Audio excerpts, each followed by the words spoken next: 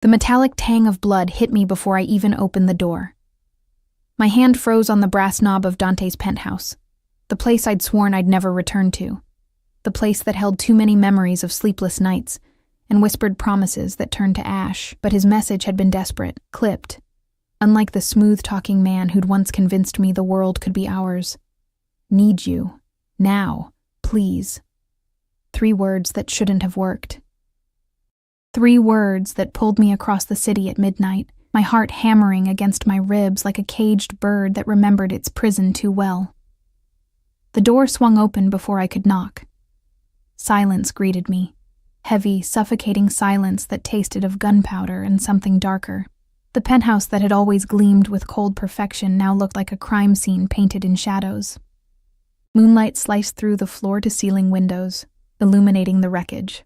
Overturned furniture, shattered glass scattered across marble floors like deadly stars, and a trail of something dark leading toward the nursery. Dante?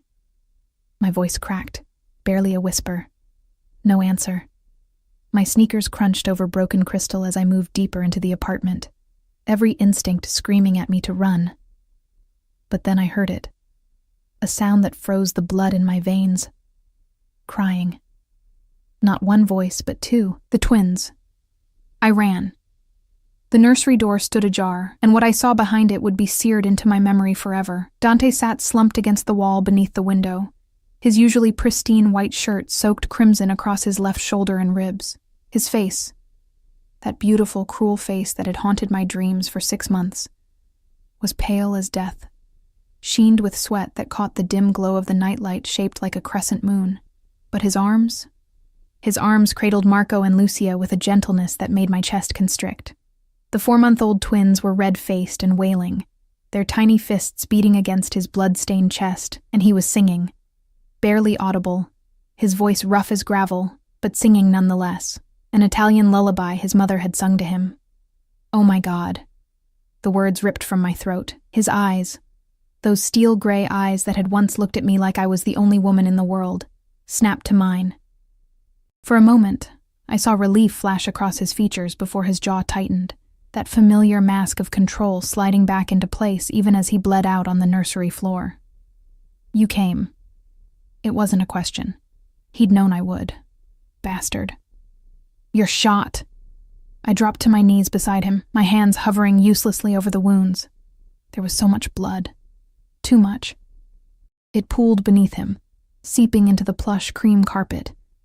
And I could see his shirt was shredded, like something, or someone, had torn through it. We need to call 911. We need...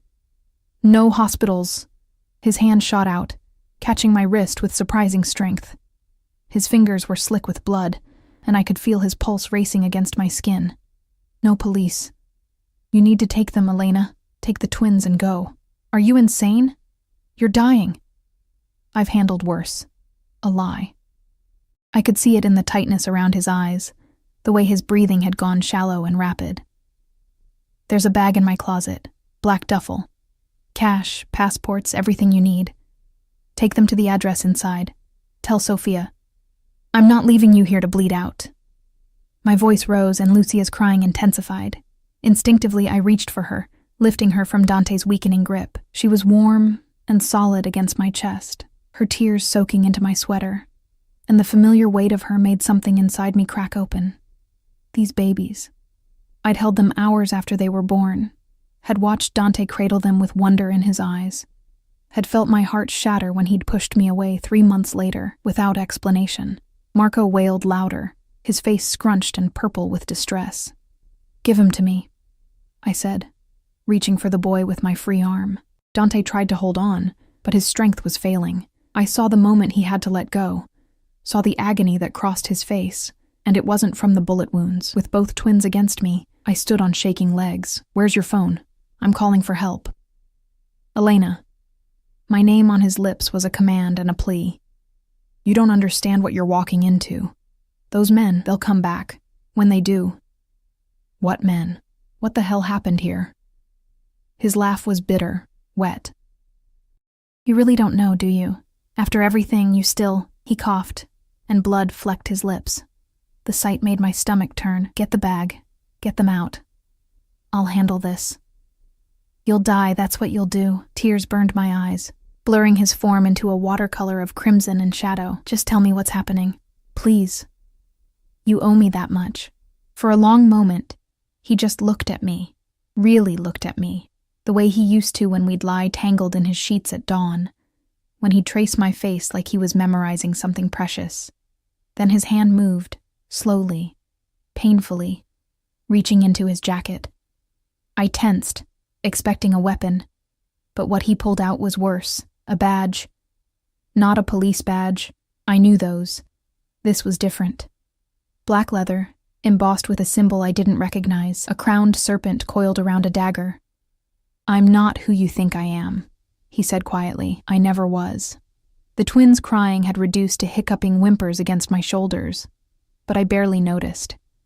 My brain was trying to process his words, the badge, the military precision of the bullet wounds, the way he'd said no police like it was the most natural thing in the world. What does that mean? It means the man you fell in love with doesn't exist, Kara. It means those babies you're holding have a target on their backs the size of Manhattan. It means... He stopped, his eyes focusing on something behind me. Every muscle in his body went rigid. Get down. I didn't think. I just moved, dropping into a crouch behind the overturned rocking chair, tucking the twins against me as tightly as I dared. My heart was a war drum in my ears, drowning out everything except the twins' frightened breathing and the sound of footsteps in the hallway. Heavy footsteps. Multiple sets.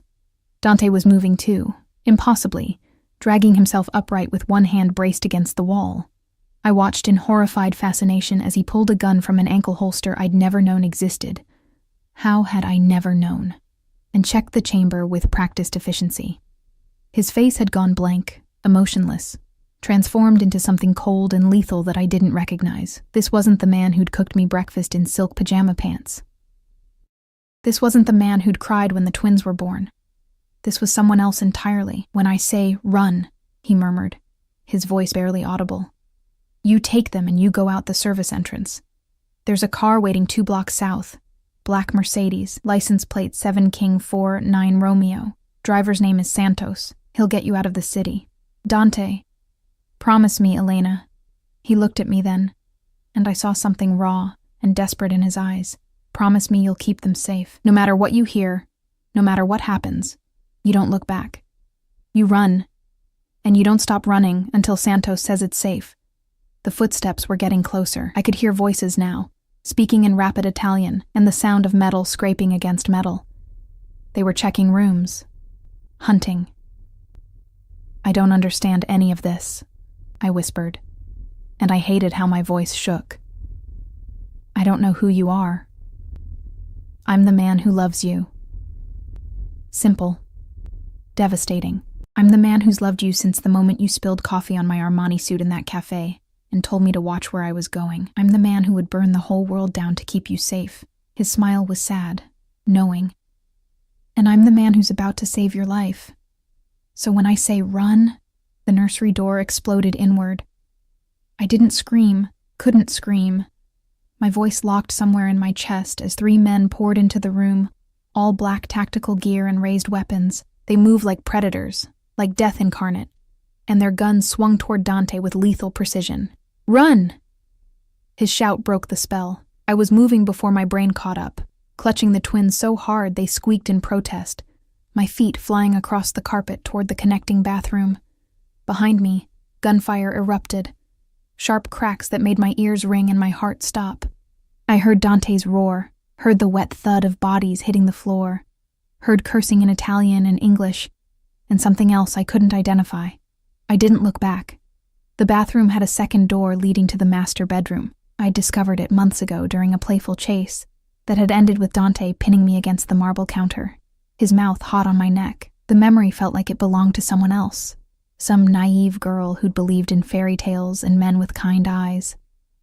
I burst through into the bedroom, my lungs burning, the twins crying again in earnest. The service entrance. Where was the service entrance? I'd never used it, had barely known it existed. The kitchen. It had to be through the kitchen. More gunfire behind me. A scream. Not Dante's, thank God, not Dante's. The kitchen gleamed in the moonlight, all stainless steel and black granite. I ran for the far wall, the one with the industrial refrigerator, and yes, there, nearly invisible, a panel that looked like part of the wall. My fingers scrabbled at it, searching for the release, and the twins' weight made everything harder, made my arms shake and my movements clumsy. Come on, come on, come on, the panel clicked, swung open. A narrow hallway stretched beyond, dimly lit by emergency lighting, smelling of concrete and old metal. I plunged into it without hesitation, letting the panel swing shut behind me, muffling the sounds of violence in the penthouse. My sneakers slapped against concrete as I ran down stairs that seemed to go on forever. 20 flights? 30? I lost count. The twins had gone eerily quiet against me, their warm weight the only thing keeping me tethered to reality. This couldn't be happening. This couldn't be real. But the blood drying on my hands was real. The gunshots still ringing in my ears were real. The way Dante had looked at me, like he was memorizing my face for the last time, that was real too. The stairs ended in an underground garage that smelled of exhaust and old oil. I paused, gasping for air, trying to remember his instructions. 2 blocks south. Black Mercedes. 7 King 4 9 Romeo. Santos. A side door led to an alley. I pushed through it, and the November cold hit me like a slap. I hadn't grabbed a coat. The twins had only their onesies. We were going to freeze. Going to focus. Focus or die. I ran south, my internal compass screaming directions. The streets were nearly empty at this hour, just a few scattered pedestrians who didn't look twice at a woman sprinting through the darkness with 2 babies. New York at 1 a.m. You could be running from murder or running to catch a train, and no one cared either way. 2 blocks felt like 2 miles. My arms were screaming, my lungs burning, my mind replaying those final moments on loop. The blood, the gunfire, the way Dante had looked at that badge like it was a death sentence. I'm not who you think I am. There. The Mercedes sat at the curb, engine running, exhaust puffing white in the cold air. Tinted windows hid the interior, but as I approached, the back door swung open. Get in. Now. The voice was rough, accented, brooking no argument. I hesitated for half a second, just long enough for survival instinct to war with the insanity of climbing into a stranger's car with 2 infants. But then I heard it. Sirens in the distance, growing louder. Police? Ambulance? More men with guns? I dove into the car. The door slammed shut before I'd even settled into the leather seats. The driver, Santos presumably, hit the gas, and we peeled away from the curb with barely controlled violence. I twisted in my seat, looking back at the building we'd fled from, at the penthouse windows 40 stories up. No flames, no lights, just darkness, and the weight of not knowing if Dante was alive or dead. Buckle them in. Santos's voice cut through my spiraling thoughts. Back seat has car seats, built in. Of course it did. Of course Dante had planned for this, had prepared for the moment when his worlds collided, and I'd be running for my life with his children. How long had he been planning? How much had he hidden? My hands shook as I secured Marco and Lucia into the car seats. Expensive ones, perfectly sized, like everything in Dante's life. The twins stared up at me with his eyes, gray and solemn, and I felt something crack in my chest. Is he alive? I asked Santos, meeting his eyes in the rearview mirror. He was older, maybe 50, with a scar bisecting his left eyebrow and the kind of face that had seen too much. The boss? He survived worse, miss. That's not an answer. It's the only one I've got. He merged onto the highway, heading north out of the city. You did good getting them out. He'll be grateful. I don't want his gratitude. I want answers. My voice rose, edged with hysteria. I want to know who those men were. I want to know why someone tried to kill him in his own home. I want to know what that badge meant. Why he said the twins have targets on their backs. Why? Miss Elena. Santos's voice was gentle but firm. I understand you're scared, but those aren't my answers to give. When it's safe, the boss will explain everything. Until then, my job is to keep you and those babies alive. So I need you to trust me, just for tonight. Can you do that?" Could I? Trust a stranger in a car racing toward an unknown destination while the man I'd loved, still loved, God help me, bled out in a bullet-riddled penthouse? I looked down at Marco and Lucia. They'd finally settled, their breathing evening out, tiny fists curled against their chests. Innocent, helpless, depending on me to make the right choice. "Where are we going?" I asked quietly. "Safe house. 2 hours outside the city. It's secure, off the grid. You'll have everything you need." He paused. The boss made sure of that. Of course he did. Even bleeding out, even facing armed men, Dante had thought ahead, had planned for my safety, for his children's safety. The realization should have comforted me. Instead, it terrified me, because men who planned this carefully, who had networks of safe houses and drivers waiting in the night, those weren't ordinary men. Those were men with enemies, men with secrets, men who lived in shadows and violence. "I'm not who you think I am, Santos," I said, my voice barely above a whisper. "What is Dante? What does he really do?" The silence stretched long enough that I thought he wouldn't answer. Then softly, "He's the devil, miss, but he's our devil, and God help anyone who threatens what's his." The words hung in the air between us, heavy with implications I wasn't ready to unpack. Outside the window, the city lights faded into darkness, swallowing us whole. I pressed my hand against the cold glass and watched Manhattan disappear behind us, carrying with it every certainty I'd ever had. Somewhere in that jungle of steel and stone, Dante was fighting for his life, if he was even still alive, and I was running into the night with his children, his secrets, and a terrible suspicion growing in my gut that nothing would ever be the same again. The twins slept on, oblivious to the storm gathering around them.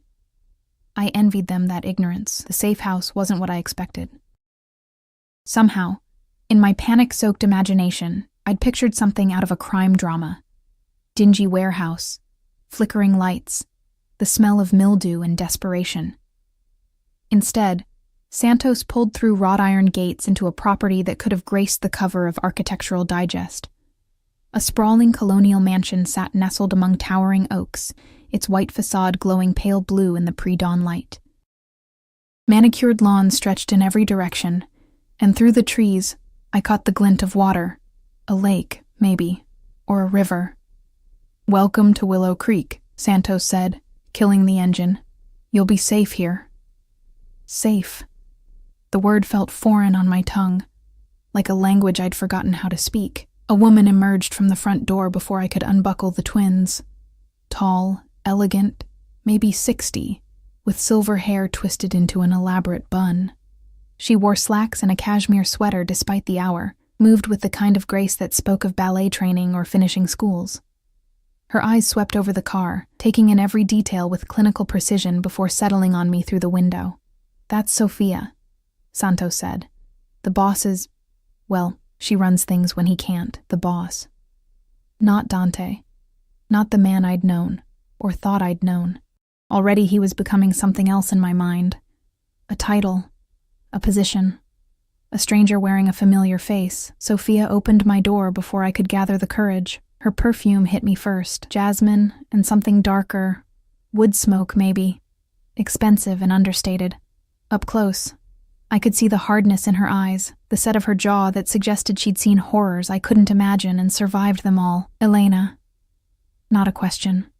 She knew who I was. "Let me take one of the babies. You look ready to collapse." I should have argued. Should have held tight to Marco and Lucia like they were the only solid things in a tilting world. But my arms had gone numb somewhere around mile marker 40, and when Sophia reached for Lucia with practiced hands, I let her go. The baby settled against Sophia's shoulder without protest, and something about that casual acceptance made my throat tighten. How many babies had this woman held? How many frightened mothers had she ushered through these doors in the dead of night? "Come inside," Sophia said, already moving toward the house. "We'll get them fed and settled, then we'll talk." The interior matched the exterior, all crown molding and hardwood floors, crystal chandeliers catching the soft glow of table lamps. But underneath the elegance, I noticed other details. Security cameras in every corner, reinforced doors, windows with shutters that looked bulletproof. This wasn't just a house. It was a fortress dressed in silk and sophistication. Sophia led me upstairs to a nursery that made my chest constrict. 2 cribs stood against the far wall, already made up with fresh linens. A changing table stocked with diapers, wipes, powder. A rocking chair by the window, shelves lined with bottles, formula, everything we'd need. He'd prepared this. Dante had prepared all of this, had this room ready and waiting for a disaster he'd seen coming. "How long?" I asked, my voice cracking. "How long has this room been ready?" Sophia's expression softened fractionally. "Since the day the twins were born. Mr. Rossi believes in contingency plans." Mr. Rossi. Another title. Another layer of distance between the man I'd loved and whoever he really was. The twins woke hungry and furious about it. For the next hour, I fell into the familiar rhythm of bottles and burping, diaper changes and soft humming. Sophia moved around me with quiet efficiency, heating formula to the perfect temperature, producing clean clothes that fit the babies perfectly, never asking questions or demanding explanations, just helping. By the time both twins were clean, fed, and drowsing in their cribs, exhaustion had turned my bones to lead. I stood watching them sleep, my hand pressed against the crib rail, trying to reconcile the peaceful scene with the violence we'd fled. "Come," Sophia said from the doorway. "They'll sleep for a few hours. You need food, a shower, and answers, in that order." I followed her downstairs to a kitchen that belonged in a cooking show. All marble counters and professional appliances. She pointed me to a chair at the breakfast bar, then set about making coffee with movements that spoke of ritual, of comfort found in routine. The smell alone nearly made me weep. "Drink," she said, sliding a mug across the granite. "Then eat." A plate appeared next. Eggs, toast, bacon, like she'd conjured it from thin air. "Then we'll discuss what happens next." I wrapped my hands around the mug, letting the heat seep into my frozen fingers. "Is he alive?" "Yes." The relief hit so hard I had to close my eyes against it. "How do you know?" "Because if Dante Rossi was dead, the entire eastern seaboard would be in flames right now." Sophia settled across from me, her own coffee untouched. "He was moved to a secure medical facility an hour ago. Stable. 2 bullets removed, one still lodged near his spine but not life-threatening. He'll live." "Who shot him?" "That's complicated. Everything about tonight has been complicated." My voice rose, and I forced it back down. The twins were sleeping. Couldn't wake the twins. "I deserve answers, Sophia. I deserve to know why I just spent 2 hours running through the night with 2 babies while the man I stopped. While Dante bled out on a nursery floor." Sophia studied me over the rim of her cup, those sharp eyes cataloging every micro-expression. Finally, she nodded. "You're right. And Dante would want you to know, especially now. Especially since..." She paused. "Since you're tied to this family whether you want to be or not. What does that mean?" "It means the moment you walked into that penthouse tonight, you became a target. It means the people who came for Dante know about you, know you have his children, and will use that knowledge however they can." She leaned forward. "Elena, I need you to understand something. Dante Rossi isn't just some wealthy businessman with shady connections. He's the head of the Rossi crime family, has been since his father died 3 years ago." The words landed like physical blows. Crime family. Mafia. The badge. The guns. The way Santos had called him the boss, like it was a royal title. "No." I shook my head. "No, that's..." "He worked in real estate, property development. He showed me contracts, took business calls. He does work in real estate. It's an excellent front for money laundering." Sophia's voice was gentle but relentless. "The Rossi family controls most of the construction and development in New York, half the docks, significant portions of the entertainment industry. They've been building their empire for 4 generations. Dante inherited all of it when his father was killed. Killed, not died. Killed. I would have known," I whispered. "I would have seen something, some sign.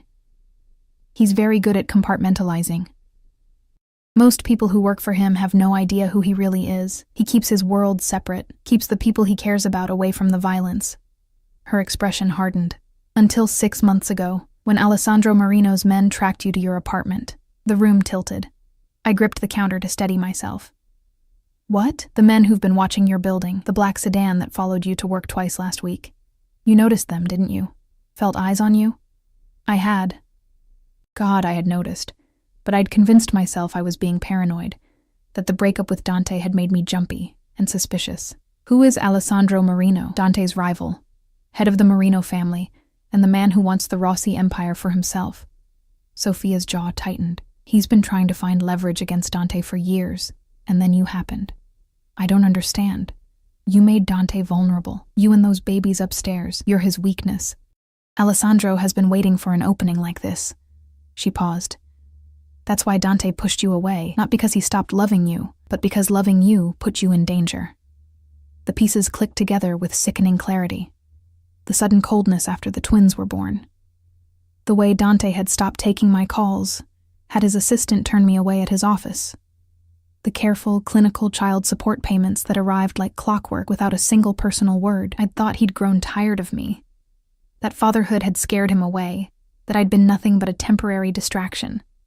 But he'd been protecting me, hiding me, trying to erase any connection that Alessandro could exploit. Tonight, I said slowly, those men, Alessandro's soldiers, they breached the penthouse while Dante was putting the twins down for the night. Caught him without his usual security detail. Sophia's expression turned grim. They were supposed to kill him and take the babies. Use them as leverage to force what's left of the Rossi family to surrender territory. Ice flooded my veins. They wanted to kidnap Marco and Lucia? Yes. And if you hadn't arrived when you did, she didn't finish. Didn't need to. I thought of Dante, bleeding and dying, still holding his children, still singing to them. He'd been buying time, I realized. Waiting for Santos, or Sophia, or someone to arrive. But I'd come instead, his ex-girlfriend who knew nothing about his real life, stumbling into a war zone because he'd sent a desperate text. Why did he call me? The question hurt to ask. If he'd been trying to protect me, why bring me into this? Sophia's expression softened.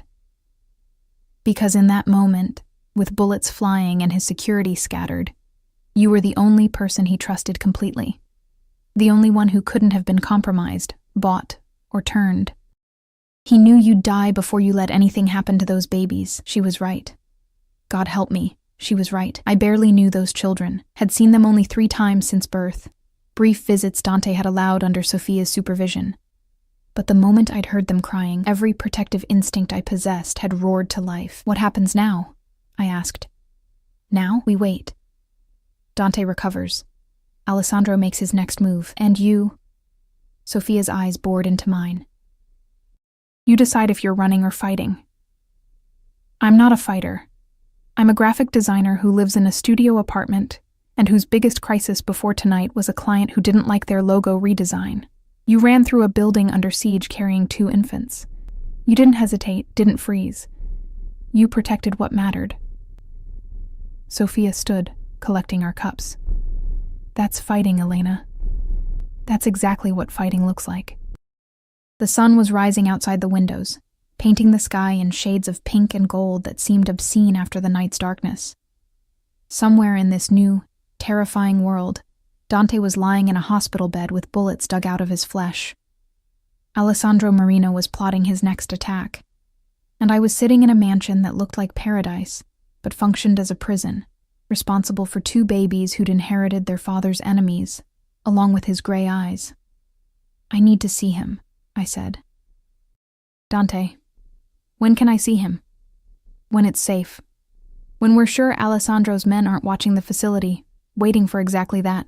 Sophia paused at the doorway. He asked about you, before they sedated him for surgery. First thing he said when he woke up was, "Did she make it? Are they safe?" The words shouldn't have affected me.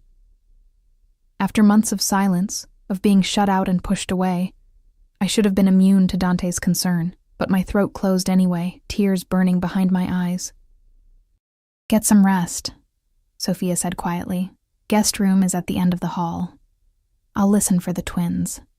When you wake up, we'll start teaching you how to survive in this world." She left me alone in the kitchen, surrounded by the trappings of normalcy, coffee mugs and breakfast plates, while my entire reality splintered apart. I thought about the Dante I'd known, the man who'd laughed at my terrible cooking and made love to me like I was precious. The man who'd cried when the ultrasound showed twins, who'd held my hand through labor even though we'd barely known each other 6 months. That man had been real. I had to believe that, but he'd also been a lie, or not a lie exactly, just incomplete. A carefully curated version designed to protect me from the truth. "I'm the man who would burn the whole world down to keep you safe."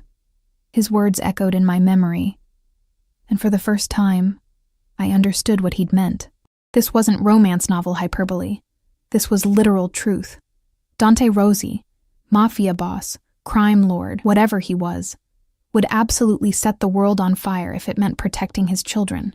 And somehow, impossibly, I was still included in that protection, still counted among the things he'd kill to defend. I climbed the stairs on legs that barely held me, found the guest room Sophia had indicated. It was beautiful, of course. Plush bed, expensive linens, attached bathroom with heated floors, every comfort, every luxury. A gilded cage. I collapsed onto the bed without undressing, still wearing clothes stained with Dante's blood, and stared at the ceiling as dawn light crept across the walls. Sleep felt impossible. My mind kept replaying the night's events, kept circling back to one terrible question.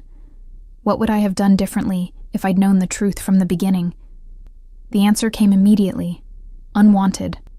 Nothing. I would have fallen for him anyway. Would have loved him anyway.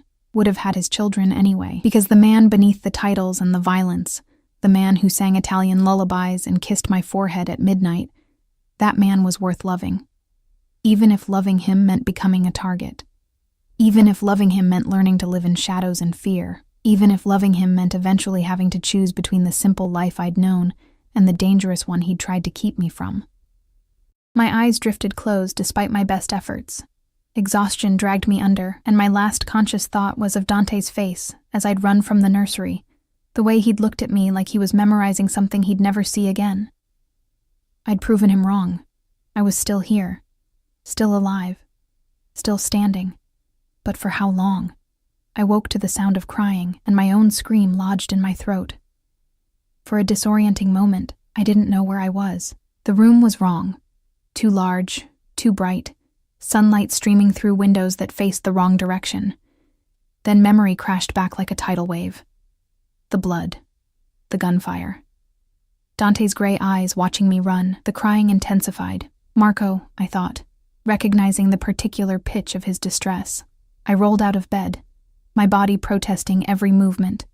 Muscles I didn't know I had screaming in complaint. The clock on the nightstand read 2:47 p.m. I'd slept for almost 8 hours. I found Sophia in the nursery, rocking a red-faced Marco while Lucia dozed peacefully in her crib.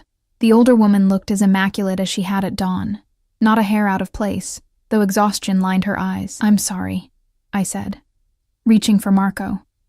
"I should have heard him, You needed rest." Sophia handed over the baby without argument. "You're no good to them if you collapse from exhaustion. Besides, I raised 3 children of my own. I remember the routine." Marco settled against my shoulder, his crying tapering to hiccups. I swayed instinctively, that ancient rhythm that seemed hardwired into every woman who'd ever held a distressed infant.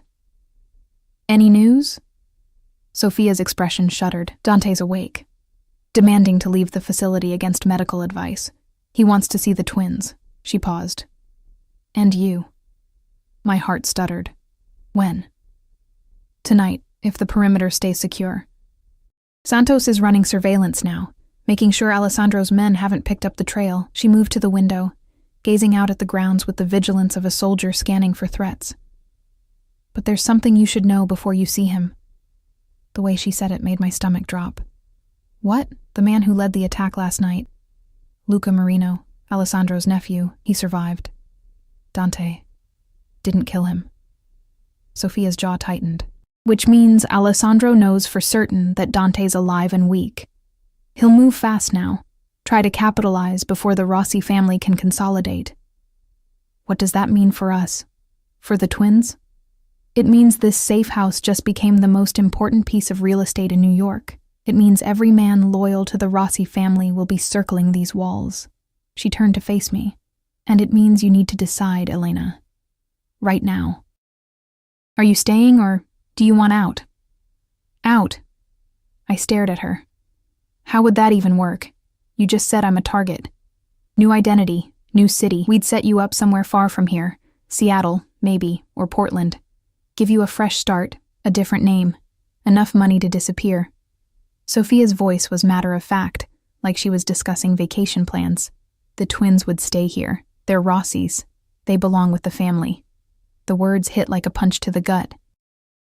You want me to abandon them? I want to give you a choice, the same choice Dante tried to give you 6 months ago when he pushed you away. Her eyes held no judgment, only a terrible understanding. This life, it's not for everyone. There's no shame in walking away while you still can. I looked down at Marco, his tiny fist curled against my collarbone, his breathing finally even and peaceful. Lucia stirred in her crib, making the soft mewling sounds that meant she'd wake soon wanting food. These babies, Dante's children. Part of him, but also part of me. Not by blood, but by every minute I'd spent loving him, every moment I'd imagined the future we'd never have. If I leave, I said slowly, what happens to them?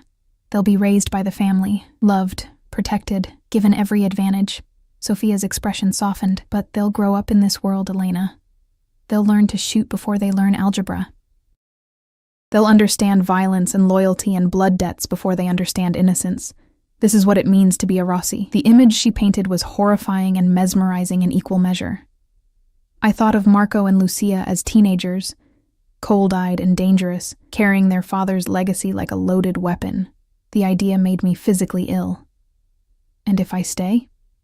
Then you fight for a different future. You fight to give them something softer, something better than what Dante had.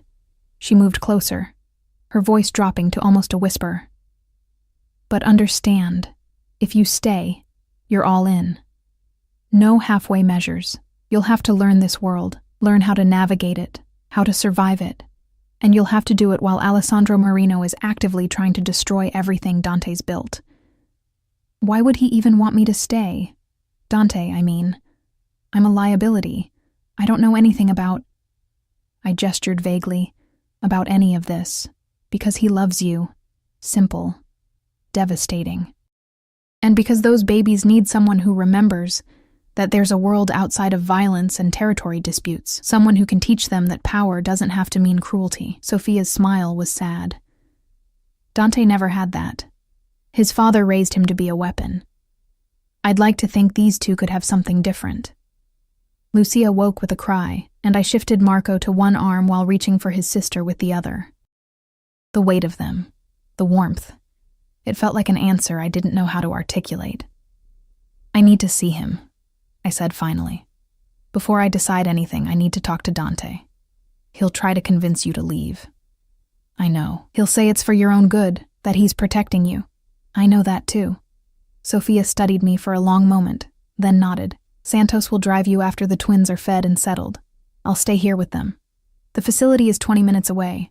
We've got doctors on payroll, completely secure. The next few hours passed in a blur of bottles and diapers, of trying to function normally, while my mind raced ahead to the conversation waiting for me.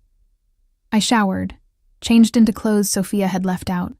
Designer jeans that fit perfectly, a cashmere sweater in deep burgundy. Everything in my size, everything anticipated. How long had Dante been planning for this moment? How many contingencies had he built into his careful house of cards? Santos appeared at 6, his scarred face impassive as ever. Ready, miss?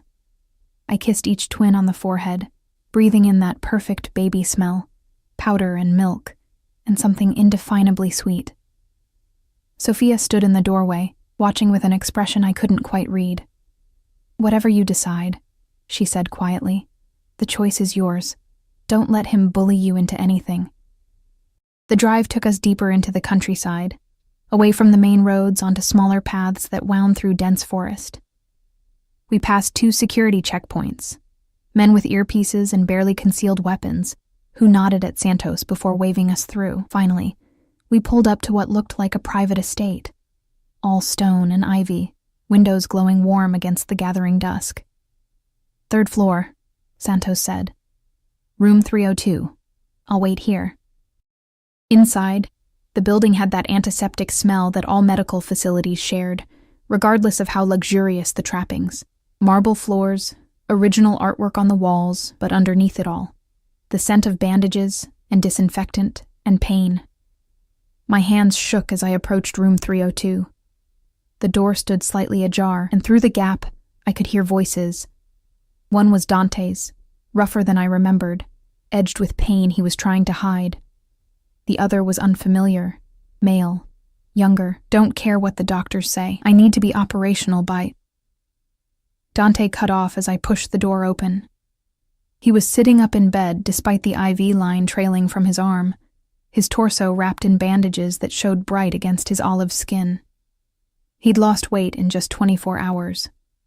Or maybe it was the pallor that made him look gaunt, sharpened all his features into something fierce and hungry. But his eyes, those steel-gray eyes that had haunted my dreams, they hadn't changed at all. They locked onto me with an intensity that stole my breath. Elena. My name was prayer and curse, relief and agony all tangled together. The other man, barely more than a boy really, maybe 25 with nervous energy radiating off him, practically jumped to attention. "I'll give you privacy, boss."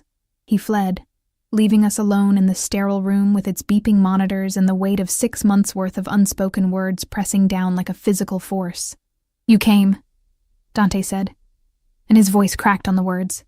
"I thought, after everything, I thought maybe you'd take the out Sophia offered. She told you about that?" I ordered her to offer it. He tried to shift, winced, pressed a hand against his ribs. "You should take it, Kara. You should run as far and fast as you can and never look back. Is that what you want?" "What I want." A bitter laugh that turned into a cough. "What I want is irrelevant. What matters is keeping you safe." I moved closer to the bed, close enough to see the fine tremor in his hands, the way his pupils were slightly dilated. Pain medication, probably. Fighting a losing battle against whatever agony he was suppressing. "You don't get to make that choice for me. Not anymore." "Elena." "No. You had your chance to make decisions for both of us. You pushed me away, cut me out, treated me like I was something disposable."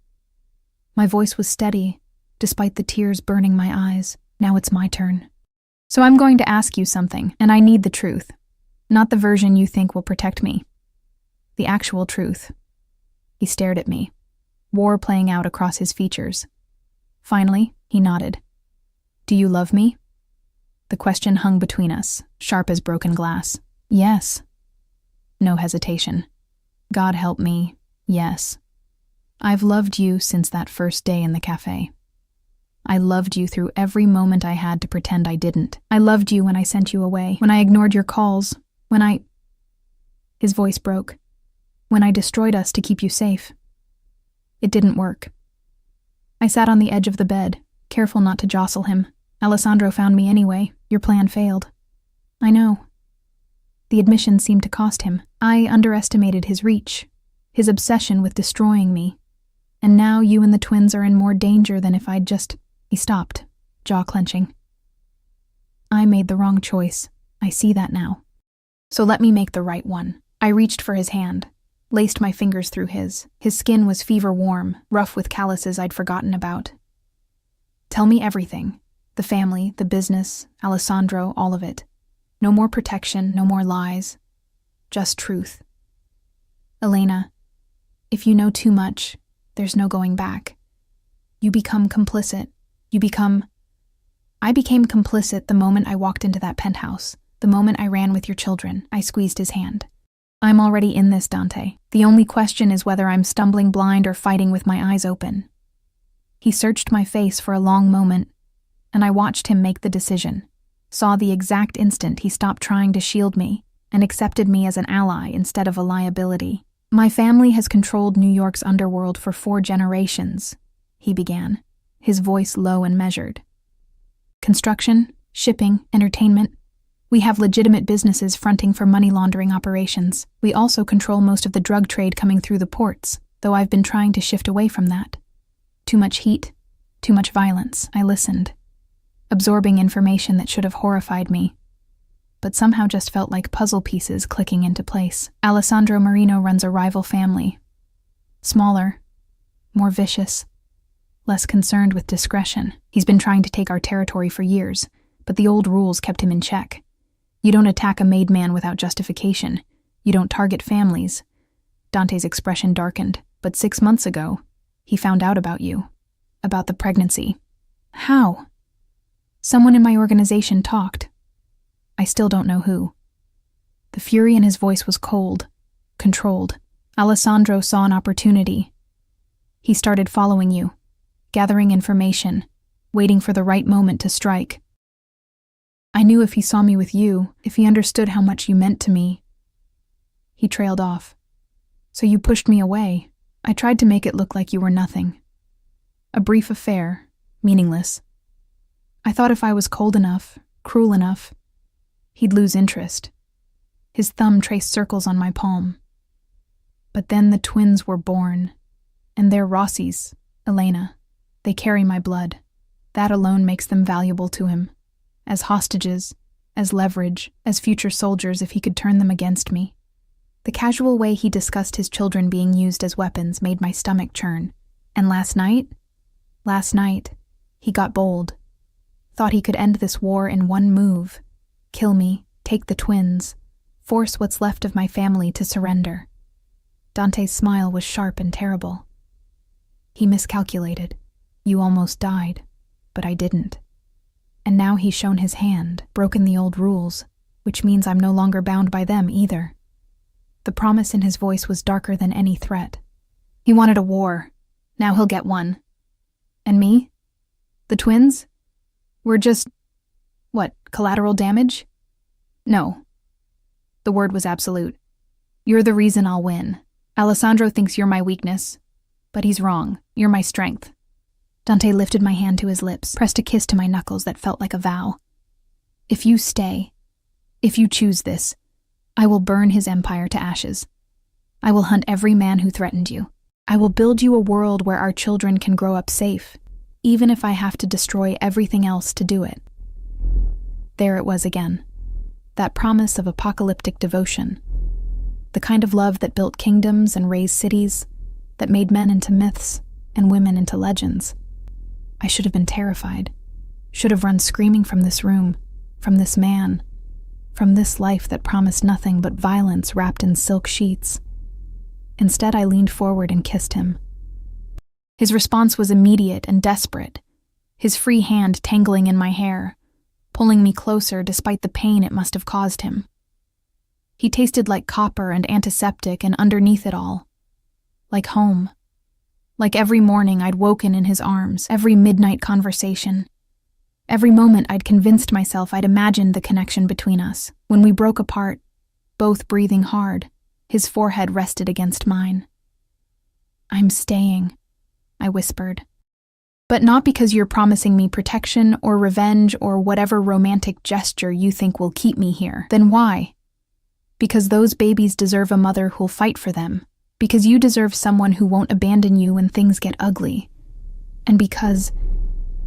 I pulled back just enough to meet his eyes. Because I'm not the same woman you pushed away 6 months ago. That woman was naive enough to believe you when you said you didn't love her. This woman knows better.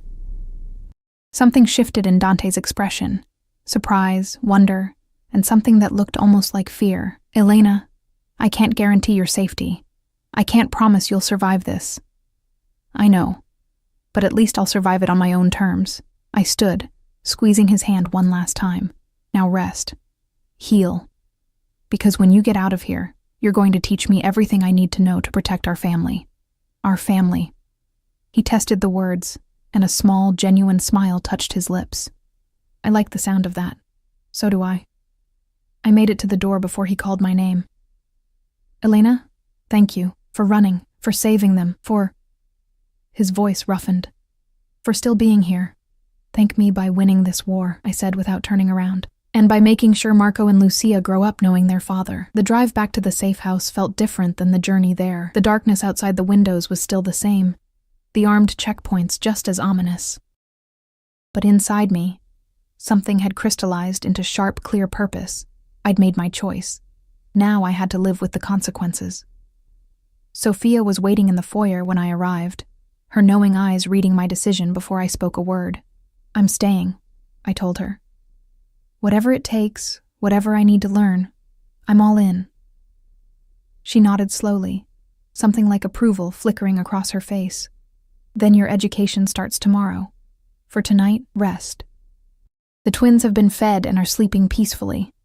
I climbed the stairs to the nursery, watched Marco and Lucia sleep in their matching cribs, their tiny chests rising and falling in perfect synchronization. They looked so innocent, so untouched by the violence swirling around them. I would keep them that way. Whatever it cost me, however much I had to change, I would build them a world where they could be children before they had to be soldiers. Even if it meant becoming something harder, something colder, something more dangerous than the woman I'd been. Dante had warned me there was no going back. He was right. But I was done running anyway. The next 3 weeks transformed me in ways I couldn't have imagined. Sophia became my teacher, drilling information into me with the patience of a saint and the discipline of a drill sergeant. I learned the structure of the Rossi family, the capos who controlled different territories, the soldiers who did the grunt work, the associates who operated on the fringes. I memorized faces from photographs, studied hierarchies until I could recite them in my sleep. The names became people, the people became chess pieces. And I began to understand the game Dante had been playing for years. I learned to shoot. That first morning, Santos drove me to a private range buried deep in the property, handed me a Glock 19 with the casual ease of someone passing along a stapler, and said, "You'll start with this. Light recoil, easy to conceal, reliable." The weight of it in my hands felt obscene. I'd never touched a gun before that moment, had always found them terrifying in their cold efficiency. But Sophia stood beside me, adjusting my stance, correcting my grip, and when I finally squeezed the trigger and the gun kicked back against my palms, something shifted inside me. This was power. This was survival. This was the difference between being a victim and being a threat. By the end of the first week, I could hit a target at 25 yards. By the second, I could field strip the weapon blindfolded. By the third, I'd graduated to other firearms, a smaller Sig Sauer that fit in an ankle holster, a shotgun that made my shoulders ache but could stop a man in his tracks. "You're a natural," Santos said after I'd put 6 rounds in a tight cluster at the center of a paper silhouette. His scarred face showed approval for the first time. "Better than half the soldiers we train." I should have felt proud. Instead, I felt hollow, watching the woman I'd been, the graphic designer who'd worried about font choices and color palettes, disappear behind the woman I was becoming. But the twins kept me grounded.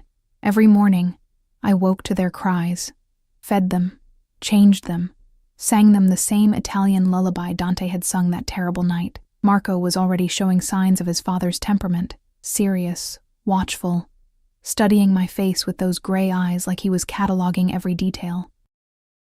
Lucia was softer, quicker to smile, but I caught glimpses of steel beneath the sweetness. These children would be formidable one day. I just wanted them to be children first. Dante called every night at 8 p.m. exactly. Sometimes the conversations lasted minutes, sometimes hours. He was healing faster than the doctors predicted. Pure stubbornness, Sophia said, already conducting business from his hospital bed.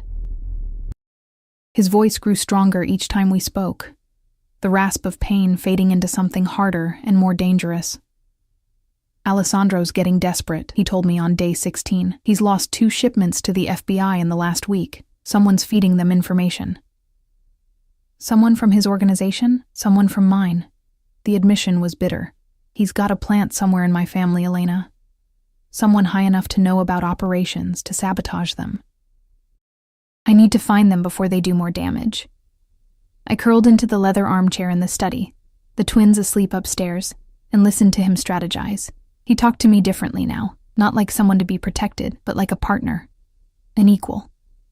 He asked my opinion on things, valued my outside perspective. What if you're looking at it wrong? I said during one of these conversations. What if it's not someone close to you, but someone close to Alessandro? A double agent? Silence on the other end. Then, explain. You said Alessandro's operations are sloppier, more violent. What if someone inside his organization is sick of it? What if they're feeding information to both sides, giving the FBI just enough to hurt him, while also funneling intel to whoever your plant is? That would require incredible discipline and a death wish. But I could hear the wheels turning in his mind. Though it would explain some inconsistencies. The timing of certain leaks, the selective nature of what's being exposed. Just a thought. It's a good thought. His voice softened. You're good at this, Kara. Strategy. Analysis. You see patterns I miss. The compliment warmed something in my chest that I'd thought had gone cold. I had a good teacher. Sophia's been drilling organizational theory into me for 2 weeks straight. Sophia likes you. That's rare. A pause. She thinks you'll be good for the family, good for me. And what do you think? I think I don't deserve you, but I'm selfish enough to keep you anyway. On day 20, Dante came home. I was in the nursery when I heard the cars, multiple engines, the crunch of gravel, car doors slamming in quick succession. My hand went instinctively to the Sig Sauer holstered at my ankle before Sophia's voice carried up the stairs. He's here. I lifted Lucia from her crib, settled Marco on my other hip. I'd gotten stronger, could carry both now without my arms screaming, and descended the stairs with my heart trying to climb out of my throat. Dante stood in the foyer surrounded by men in dark suits. He looked thinner than I remembered, moving with a careful stiffness that suggested pain he refused to acknowledge. But he was alive, whole. And when his eyes found mine on the landing, everything else faded to background noise. Elena. And just my name, but it carried the weight of everything. Relief, longing, possession, promise. The twins recognized him immediately.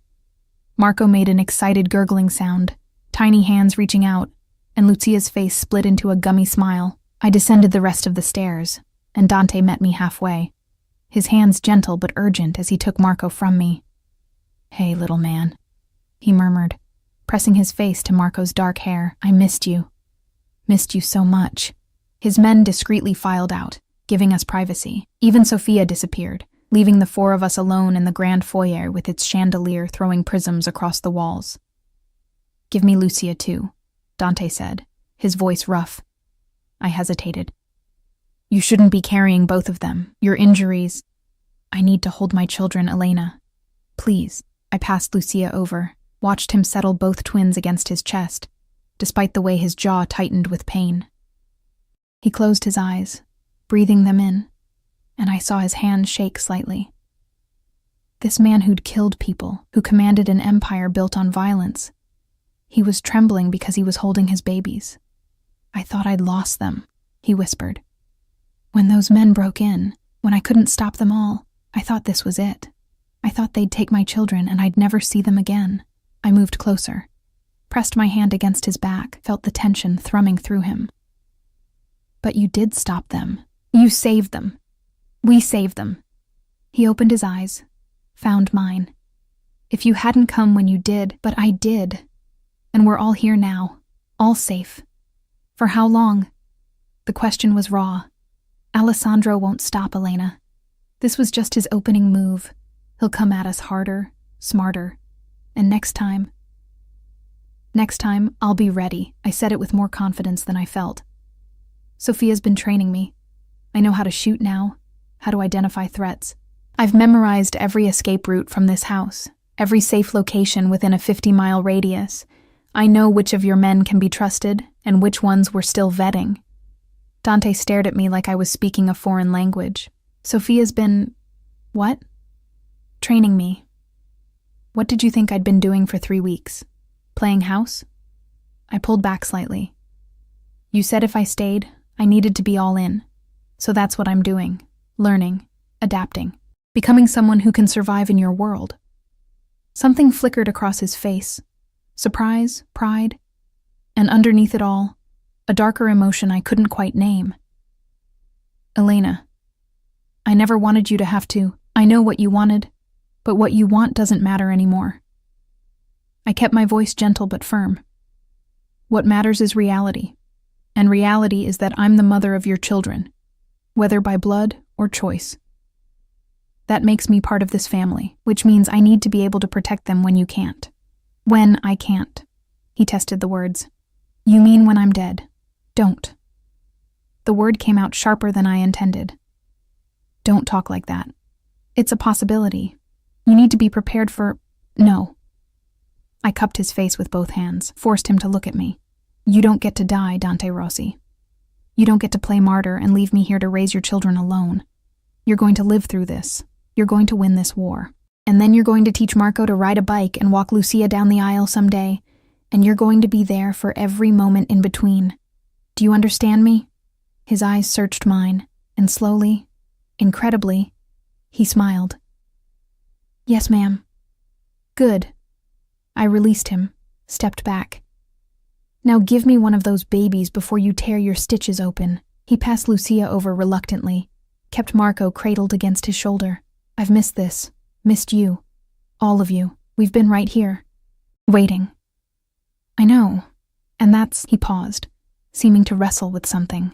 Elena, there's something I need to tell you, something that changes everything. My stomach dropped. What? I found Alessandro's plant, the person feeding him information. Dante's expression hardened. It was Marco's nanny, the woman I'd hired before you came back into our lives. She'd been working for Alessandro for months, reporting on my schedule, my security, everything. Ice flooded my veins. The woman who had access to your children. Yes, she's been... dealt with. But Elena, she wasn't just gathering information. She was the one who told Alessandro when my security would be lightest. She arranged for the attack. His jaw clenched. She was supposed to take the twins once I was dead, hand them over to Alessandro personally. I tightened my grip on Lucia instinctively. Where is she now? You don't want to know. Yes, I do. Dante studied me for a long moment, and I watched him decide how much truth I could handle. Finally, she's alive. Barely. Being held in a location where Alessandro can't reach her. I've been questioning her, learning everything she knows about his operations, his weaknesses. His voice dropped. And when I'm done, when I've extracted every useful piece of information, she'll disappear. I should have been horrified, should have recoiled from the casual way he discussed torture and murder. But all I felt was a cold, fierce satisfaction. This woman had put my children, because yes, they were mine now, in every way that mattered, in danger. Had plotted to steal them, to use them as pawns in a war they didn't start. Good, I said quietly. Dante's eyes widened fractionally. Elena. She chose her side. She made her play. And she lost. I met his gaze steadily. I'm not the woman I was, Dante. That woman would have been shocked, would have protested, would have clung to some idealistic notion of justice and mercy, but that woman's children weren't being threatened. These aren't your children, not by blood. Blood doesn't make a family, love does. Choice does. I shifted Lucia higher on my hip. I choose them. I choose you, which means I choose this life, with all its darkness and violence. So when you say you're going to make that woman disappear, all I feel is grateful that she won't get another chance to hurt my family. The silence stretched between us, heavy with implications. Then Dante closed the distance between us, careful not to crush the babies, and kissed me with a desperation that bordered on reverence. I love you. He breathed against my lips. God, Elena, I love you so much it terrifies me. Good, because I love you too, and that's even more terrifying. We stood there in the foyer, the four of us, a family forged in violence and blood, but held together by something stronger, something that felt almost like hope. Sophia appeared in the doorway, her expression carefully neutral.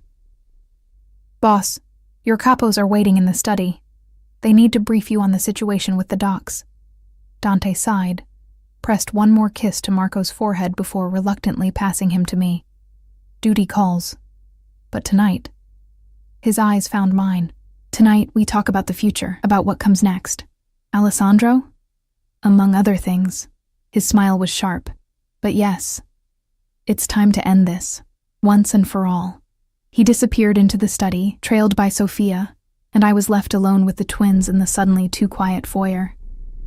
Through the closed door, I could hear the murmur of voices. Male, urgent, discussing things I only partially understood. Territory, and shipments, and retribution. I carried the twins upstairs, settled them in their cribs for an afternoon nap. They went down easily, exhausted from the excitement of seeing their father. I stood watching them sleep, these perfect, innocent creatures, who had no idea the storm gathering around them, but I knew. And I was ready. My phone buzzed. A text from Sophia. Meet me in the training room. Now. I found her in the basement range, a sleek black case open on the table beside her. Inside, nestled in foam, was a compact pistol I'd never seen before. "What's this?" I asked. "Your weapon. Custom-made, fits your hand perfectly, virtually untraceable." Sophia lifted it carefully, checking the weight. "Dante ordered it for you 3 weeks ago. He wanted you armed with the best." She handed it to me, and I was struck by how right it felt. Balanced. Deadly. Mine. "There's something else," Sophia said quietly. "Alessandro, one of his scouts spotted Santos bringing you to see Dante at the facility, which means I'm a confirmed target. Yes, which means you need to be prepared for the possibility that he'll try to take you, use you against Dante." Her eyes were hard. "If that happens, you fight. You fight dirty, you fight ruthless, and you don't stop until either you're free or they're dead. Understood?" I checked the chamber, tested the sight, felt the cool weight of power in my hands. "Understood." "Good." Sophia's expression softened fractionally. "For what it's worth, Elena, I think you're exactly what this family needs. Someone who remembers there's more to life than territory and blood feuds. Someone who can keep Dante human. Is that even possible? I don't know. But you're the only person I've ever seen try." That night, after the twins were asleep and the house had settled into watchful quiet, Dante came to my room. He stood in the doorway for a long moment, just looking at me, reading in bed, wearing one of his old shirts that I'd stolen from his closet weeks ago. The domesticity of the scene seemed to pain him. "Come here," I said softly. He moved to the bed, sat on the edge, and I saw the exhaustion etched into every line of his face. This man carried an empire on his shoulders, made decisions that affected hundreds of lives, lived with the constant weight of violence and betrayal. "Lie down," I instructed, and when he complied, I curled against his side, careful of his healing wounds. "Tell me the plan." "The plan?" "For Alessandro. You said it's time to end this, so tell me how." Dante was quiet for so long, I thought he'd fallen asleep. "Then, there's going to be a meeting, neutral ground. The old families, the commission, they're convening to discuss the situation. Alessandro broke too many rules with the attack on my home, on my children. The other bosses want answers, want assurances that this won't spill over into their territories. And I'm going to offer him a deal, a way out that doesn't end in all-out war." His voice was carefully controlled. "He can keep his operations, his territory, everything he has now, but he stays away from my family. He never mentions your name, never looks at the twins, never even thinks about them. That's the price for peace. You think he'll take it?" "No." Dante's arm tightened around me. "I think his pride won't let him back down. Which means when the meeting ends and negotiations fail, I'll have the blessing of the commission to do what needs to be done. Kill him. Remove him from power, dismantle his organization, absorb his territory." He paused. "Yes, kill him." I should have protested, should have suggested alternatives, peace talks, anything other than more violence, but I thought of Marco and Lucia sleeping down the hall, of the life they deserved, of the woman who'd been willing to betray them for money. "When?" I asked simply. 3 days. The meeting's in 3 days. He shifted to look at me. "I need you to stay here. Stay safe. Sophia will protect you and the twins while I'm gone." "No. Elena, No, I repeated firmly. I'm coming with you. Absolutely not. It's too dangerous. If something goes wrong, then you'll need someone watching your back. I rose up on one elbow, met his eyes. I'm not going in with you. I understand that. But I can be nearby, ready to move if needed. Sophia's been training me for exactly this. You've had 3 weeks of training, Kara. These are men who've been in this life since birth. And they'll underestimate me, think I'm just your pretty accessory, something to be dismissed. I smiled without humor. That's an advantage, Dante. Use it. He stared at me, war playing across his features, the need to protect me warring with the knowledge that I was right. Finally, he pulled me down for a kiss that tasted like surrender and promise. 3 days, he murmured against my lips, and then this ends. One way or another, I agreed. I didn't sleep that night, just lay in Dante's arms listening to his heartbeat, feeling the rise and fall of his chest, memorizing the weight of him beside me. In 3 days, everything would change. Either we'd win and build the safe future we'd been fighting for, or we'd lose and none of this would matter anyway. But I was done being afraid. I was done running. Whatever came next, we'd face it together. The meeting was set for midnight in a restaurant Alessandro's family had owned for 3 generations. Neutral ground, theoretically, though the irony of meeting on Marino territory wasn't lost on anyone. I spent those 3 days in a state of controlled tension, practicing at the range until my hands stopped shaking, memorizing floor plans Sophia provided, running through scenarios until I could recite them in my sleep. Dante watched me transform with something like pride and grief warring in his eyes, but he didn't try to stop me again. Stay in the car, he said the night before, his hands framing my face. Santos will be with you, 3 blocks away. If things go south, you run. You take the twins, and you disappear into the network Sophia's built. Promise me. I promise to keep them safe, I said carefully. That's all I can promise. He understood what I wasn't saying, that if it came down to saving him or running, I'd make my own choice in the moment. His jaw tightened, but he nodded. The night of the meeting, I dressed in black jeans and a dark sweater, the custom pistol Sophia had given me holstered at my ankle, a knife strapped to my thigh. I looked like someone playing dress-up for a heist movie, but Sophia's approving nod told me I'd gotten it right. Remember, she said, helping me into a Kevlar vest that fit under my sweater. You're not a soldier. You're not expected to fight. Your job is to observe, to be smart, and if absolutely necessary, to create a distraction. And if Dante needs me, then you do what you have to do. Her eyes were hard. But you come back to those babies, Elena, no matter what. They need their mother. I kissed Marco and Lucia goodbye, sleeping peacefully, unaware that their entire future hung in the balance of tonight's meeting. Sophia would stay with them, along with 6 armed guards. This house had become a fortress. Nothing would get through. The drive into the city felt surreal. Santos at the wheel, Dante beside him in the front seat, me in the back with 2 of Dante's most trusted men, brothers named Carlo and Enzo who'd been with the family since his father's time.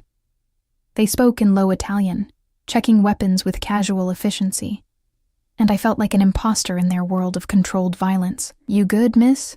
Carlo asked, catching my eye in the rearview mirror. I'm good. First time's always the hardest, gets easier. I wasn't sure if that was comforting or terrifying. We parked 3 blocks from the restaurant as planned. Through the windshield, I could see the building. Old brick, unassuming, windows glowing warm against the February cold. Other cars lined the street, expensive sedans with tinted windows. The commission had arrived. Dante turned in his seat to look at me. In the dim light, his face was all sharp angles and shadows, the face of the mafia boss rather than the man who sang lullabies to his children. Stay here. No matter what you hear, what you see, you stay in this car until Santos says otherwise. I understand. He studied me a moment longer, then leaned back, cupped my face, and kissed me like it might be the last time. When he pulled away, his eyes were molten silver. I love you. Remember that, whatever happens. Nothing's going to happen. You're going to walk in there, get the commission's approval, and walk back out. I tried to sound confident. This is just a formality. Right, a formality, but we both knew better. Dante exited the car with Carlo and Enzo flanking him, their movements synchronized, practiced. I watched them walk toward the restaurant, 3 men in dark suits who looked like exactly what they were, predators heading into a den of other predators. The door closed behind them, and the street fell silent. "Now we wait," Santos said quietly. Minutes crawled by like hours. I checked my phone obsessively, 11:47, 11:51, 11:58. Midnight came and went. The restaurant's windows revealed nothing, curtains drawn, only the faintest glow of light seeping through. At 12:17, my phone buzzed. A text from an unknown number. "He's walking into a trap. Alessandro brought guns. Get out now." My blood turned to ice. Santos. I see it. His eyes were fixed on the restaurant entrance, where 3 men had appeared, Alessandro's men. Distinctive in their cheaper suits and visible shoulder holsters, they weren't going in. They were taking up positions outside, guarding the exits. "We have to warn him," I said, already reaching for my door handle. Santos's hand shot out, gripped my wrist. "Miss, you can't. The moment you step out there, you become a target. Dante's about to be executed at a peace meeting." My voice rose. "You think I'm going to sit here while—" Gunfire erupted inside the restaurant. The sound was muffled but unmistakable, sharp cracks followed by the crash of shattering glass. Santos was already moving, engine roaring to life, but I was faster. I threw open my door and ran. "Miss, Elena, stop!" But I was already across the street, the pistol in my hand before I consciously decided to draw it, my body moving on instinct, and 3 weeks of intensive training. The men guarding the entrance spun toward me, surprise flickering across their faces before they raised their weapons. I fired first. The recoil jolted through my arms, the sound deafening in the quiet street. 1 man went down. I'd aimed for center mass like Sophia taught me, and the Kevlar probably saved him, but he stayed down. The other 2 dove for cover, giving me the precious seconds I needed to reach the door. Inside was chaos. The restaurant had been set up for the meeting. Long table in the center, chairs overturned now. The commission members scattered behind whatever cover they could find. Dante was behind the bar with Carlo, both firing at Alessandro's men, who'd apparently been hidden in the kitchen. Bodies already littered the floor, 2 of Alessandro's soldiers, and God, one of the commission bosses, an elderly man I'd memorized from Sophia's briefings. Enzo was down too, clutching his shoulder, blood spreading across his white shirt. "Elena!" Dante's roar carried over the gunfire.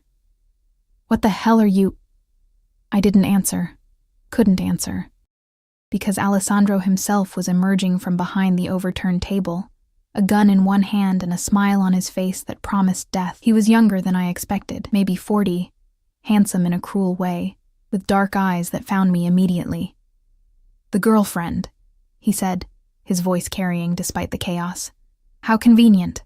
I was wondering when you'd show up." He raised his gun. Time slowed to syrup. I saw Dante moving, saw him vault over the bar with impossible speed despite his still healing injuries, saw the desperation in his eyes as he realized he wouldn't reach me in time, saw Alessandro's finger tightening on the trigger, and I dropped to one knee and fired. 3 shots, just like Sophia had drilled into me, center mass. The first went wide, panic and adrenaline throwing off my aim. The second caught Alessandro in the shoulder, spinning him. The third hit his chest, and he went down hard, the gun clattering from his hand. The restaurant went silent, except for the ringing in my ears. Dante reached me, pulled me behind an overturned table, his hands running over me frantically. "Are you hurt? Did he hit you? Elena, talk to me. I'm fine. I'm fine." But I was shaking, the gun still clutched in my white-knuckled grip. "Is he— You did good, Kara. You did so good." He pressed his forehead to mine, and I felt him trembling too. "But you were supposed to stay in the car.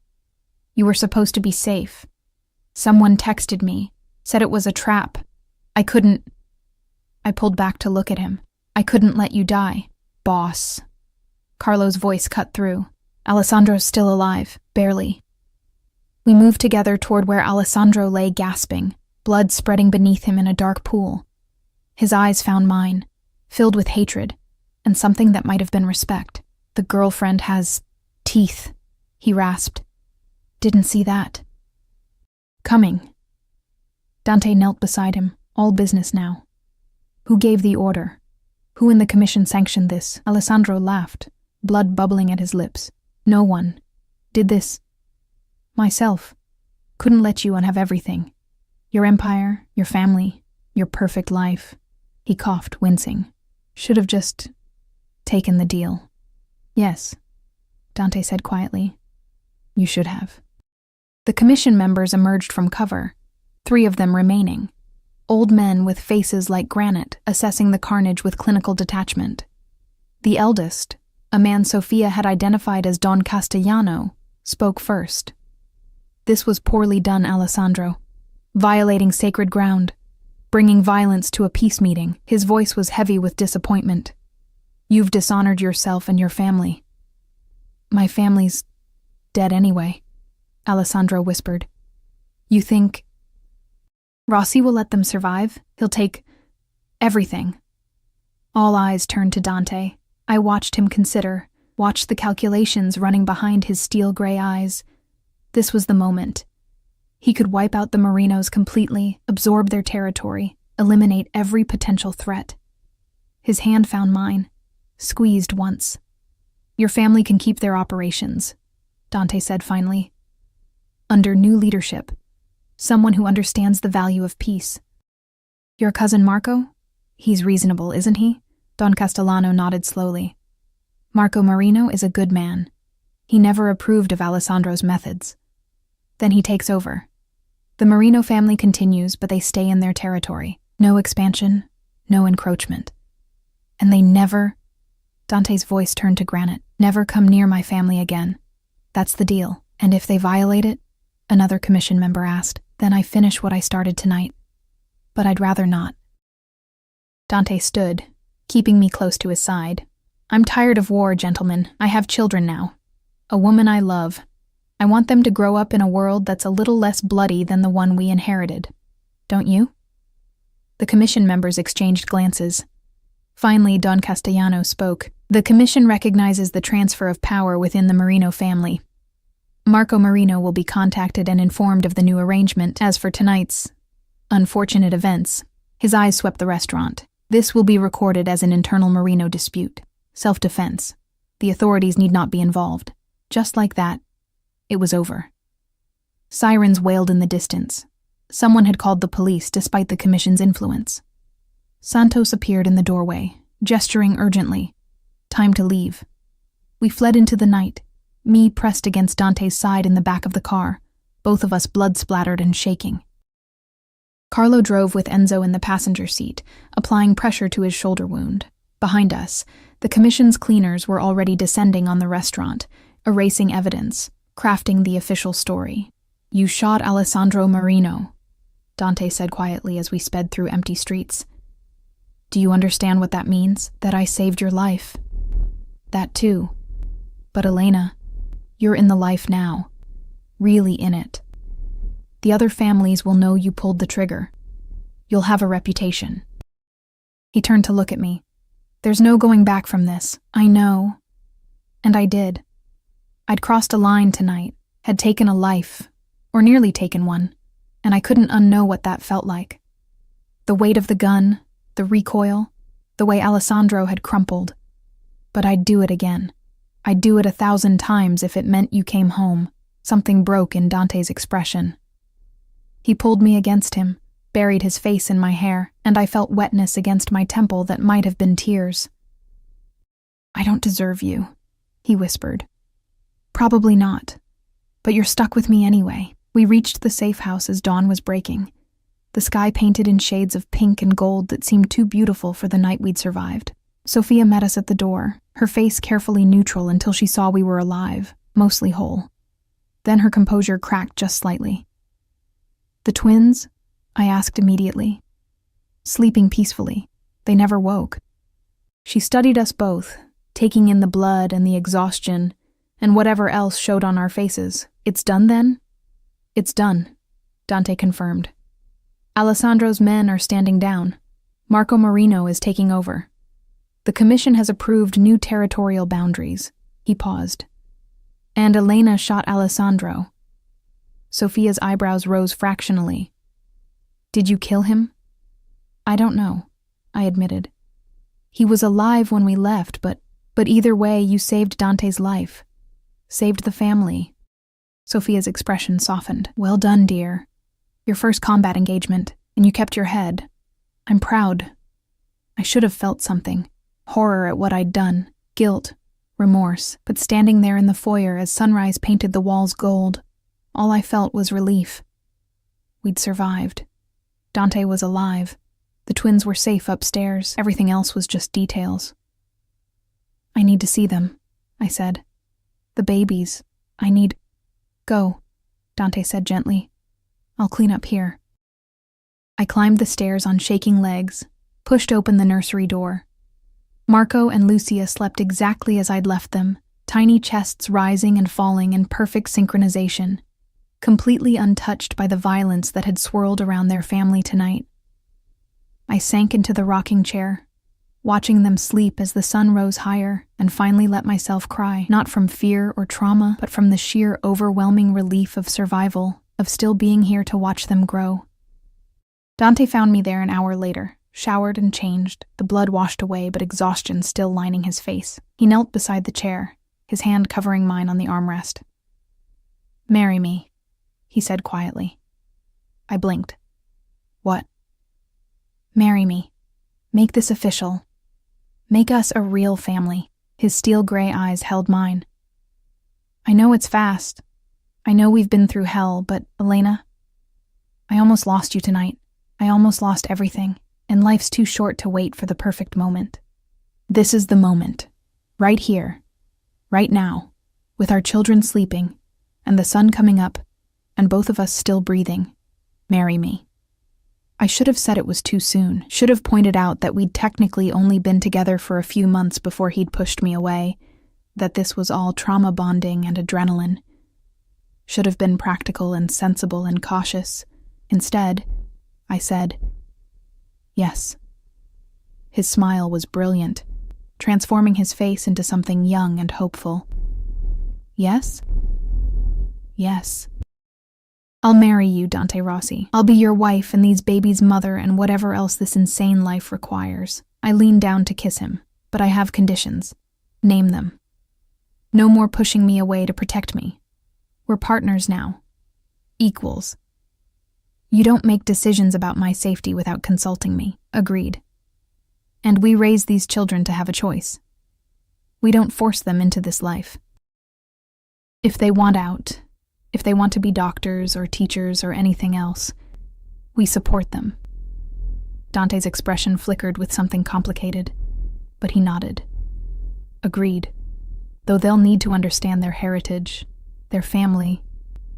Understand, yes, but not be imprisoned by it. I held his gaze. I mean it, Dante. I won't raise soldiers if they'd rather be scholars.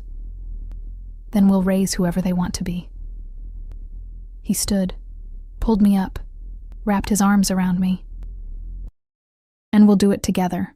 Marco chose that moment to wake, his imperious cry demanding attention.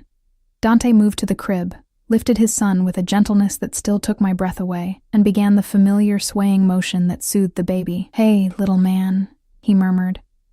Guess what? Your mama and I are getting married. What do you think about that? Marco yawned and grabbed a fistful of Dante's shirt, which seemed like approval enough.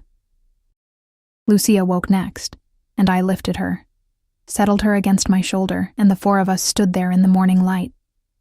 A family forged in violence, but held together by something stronger, something that felt like it might actually last. What happens now? I asked. After everything, what comes next? Dante considered. Now. We live. We raise our children. We rebuild the family into something better than what I inherited. We find ways to make legitimate money, slowly transition out of the darker operations.